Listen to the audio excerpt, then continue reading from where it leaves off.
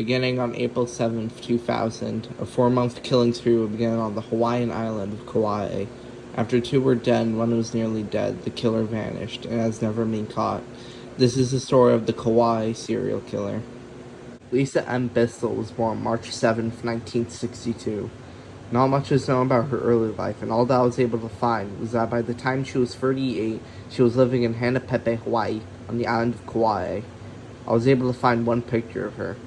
Several months before her murder, Lisa confided in a friend that she had been friended by someone who she suspected could be connected to the Kauai Police Department. On April 7, 2000, Lisa was presumably walking in Waimea when she disappeared. Several of her personal items she was carrying were found on the road she was likely walking on.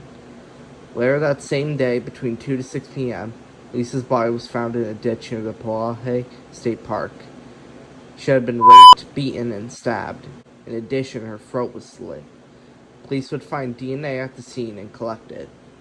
A month later, on May 22nd, Nancy Jones, a 52-year-old caretaker, was working in a yard in Kakaha when she was approached by a man. The man was a male who was between 5'10" and 6 feet tall, 185 to 200 pounds, and having brown hair. He told Nancy, "My name is John, and I'm homeless." Nancy told him that he should go over to the neighbor's home, as they allowed homeless people to camp out on their residence. As Nancy turned around, the man grabbed her, dragged her to the backyard, and beat her. He then raped her and attempted to stab Nancy, but his knife bent when it hit her breastbone, which gave her less serious injuries. The man then cursed under his breath, threw the knife into a bush, and fled the scene. There were no other witnesses. Nancy crawled for over 3 hours despite suffering several stab wounds and a broken arm. She eventually reached a telephone and was able to call for help.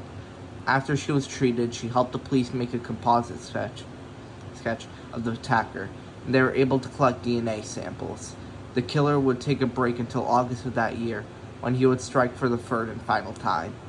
Darren R. Singer was a woman from Maui who was born around 1957. She was described by friends to be a very caring and spiritual woman.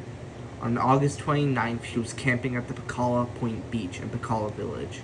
Sometime around 2 p.m. and 8 a.m., she disappeared, and on the following day, August 30th, her corpse was found at a remote campsite on the beach.